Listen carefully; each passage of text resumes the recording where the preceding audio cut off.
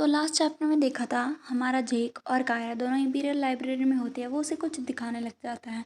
यहाँ पर वो बोलता है कि मेरी ना नैनी मुझे जब छोटा था मैं तब मुझे ये ना फेरी टेल सुनाया करती थी और मुझे ना सेम कॉपी यहाँ पर मिल गई है। वो उसे देखते हैं और उससे बोलते हैं हाँ मैं भी जब छोटी थी मैं इसे रीड किया करती थी, बहुत टाइम मैंने रीड किया इसे।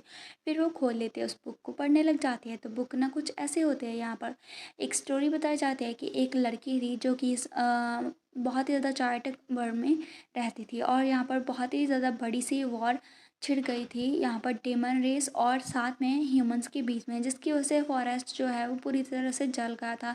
जो लैंड थे वो ड्राई हो गए, मतलब लोगों का बहुत ही बुरा हाल था। वो जो लड़की है उसने इस फाइट को बंद करने के लिए अपनी जर्नी शुरू की ताकि वो एक गॉडेस से मीट कर सके और यहाँ पर उसने वॉक करना कंटिन्यू किया और एट द एंड वो एक बहुत ही बड़ी सी लेक में पहुंची और यहाँ पर उसने खुद के हेड को लोअर किया ताकि वो अपनी प्यास को बुझा सके।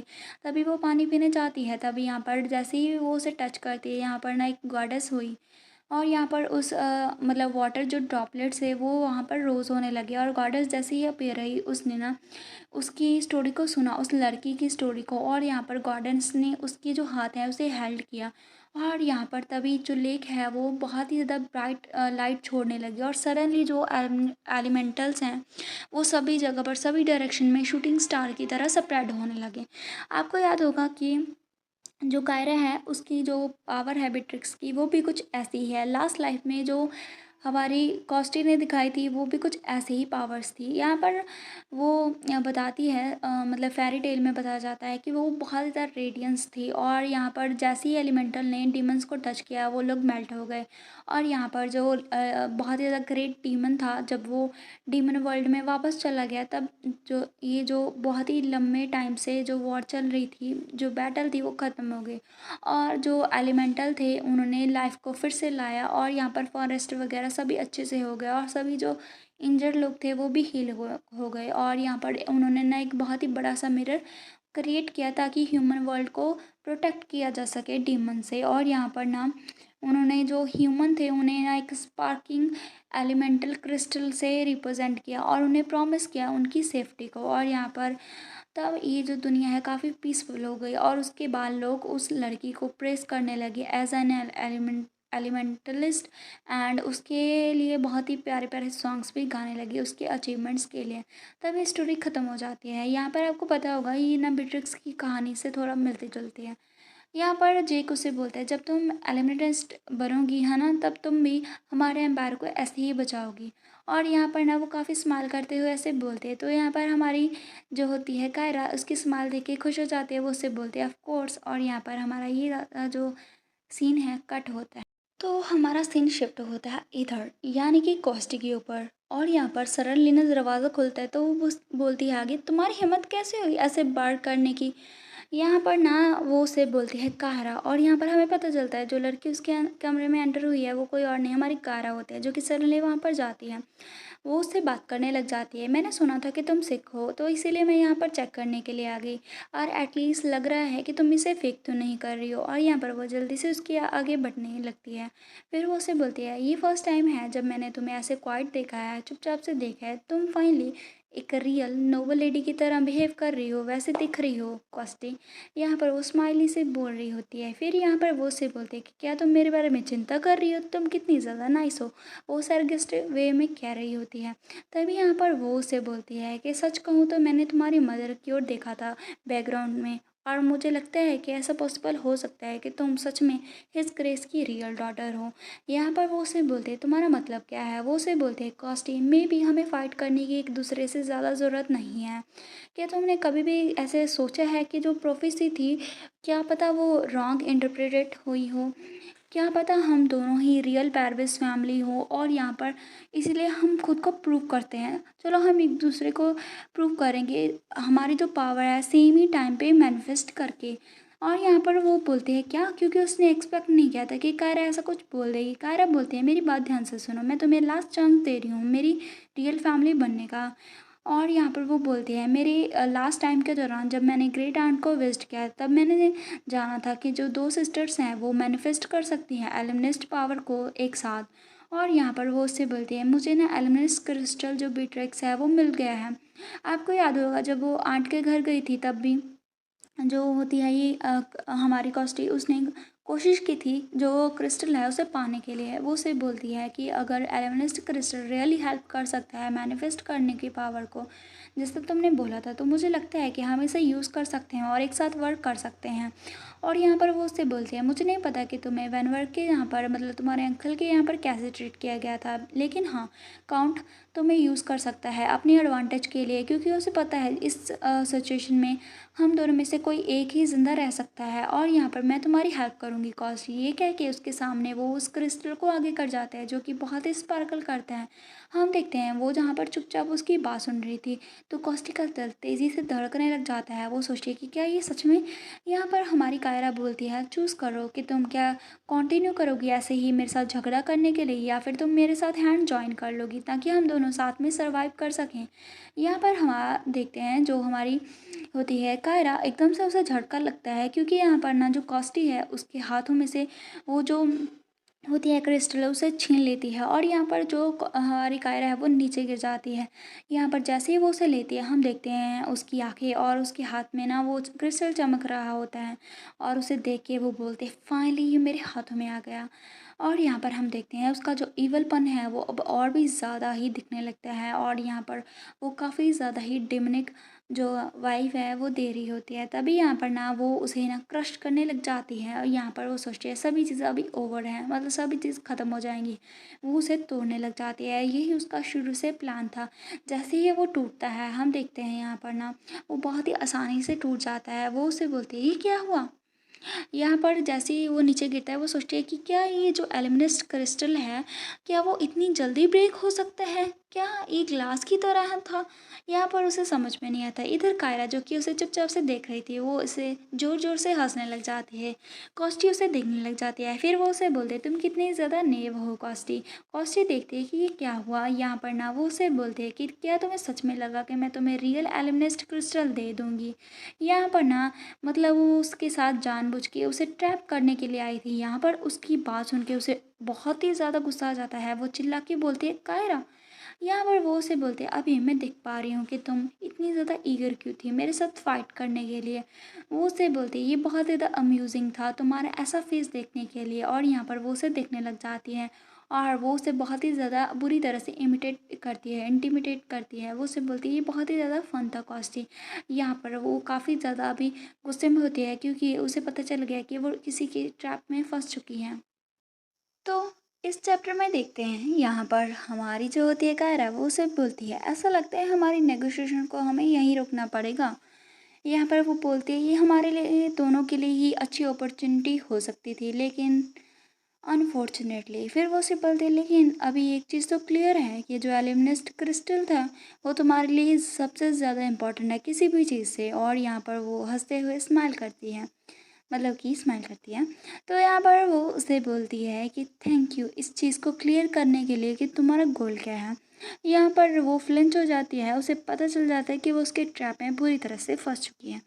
यहाँ पर वो सोचती है 10 मिनट में कैसी ऐसे फुलिश मिस्टेक कर सकती हूँ कैसे। और यहाँ पर वो सोचती है कि अभी काफ़ी टाइम से जो भी चीज़ मैं प्लान कर रही हूँ वैसे नहीं हो रहा है, तो इसीलिए मैं एंशियस हूँ और मैं बहुत ज़्यादा हैस्टी थी, मतलब कि काफ़ी ज़्यादा अभी जल्दबाजी में थी। तो इसीलिए उसने जब मुझे फेक एल्यूमिनियम क्रिस्टल शो किया तब मैं एक्सपेक्ट कर रही थी कि मुझे लगा कि वो सच में फेक है और मैंने बिल्कुल रेकलेस बिहेव किया जैसे कि वो चाहती थी और यहाँ पर मैं बुरी तरह से उसके ट्रैप में फंस गई। यहाँ पर हम देखते हैं वो कुछ ऐसे इमेजिन करती है। वो सोचती है कि उसने इसलिए ऐसा सब किया ताकि वो मेरे रियल गोल को पता कर सके कि मेरा गोल क्या है। और यहाँ पर ना वो ट्रैम्बल करने लग जाते हैं गुस्से में। वो बोलते तुम। और यहाँ पर हम देखते हैं उसके जो डेमोनिक पावर्स हैं वो निकलने लग जाते हैं और यहाँ पर तभी उसकी ओर वापस से बढ़कर आते हैं ताकि वो उसे नीचे धक्का दे सके और यहाँ पर उसे मार सके। वो उसकी ओर जैसे ही हाथ बढ़ाने लगती है तो इस बार कायरा हमारी पीछे नहीं हटती बल्कि उसे ग्रैब कर लेती है और उसे कुछ भी करने नहीं देती।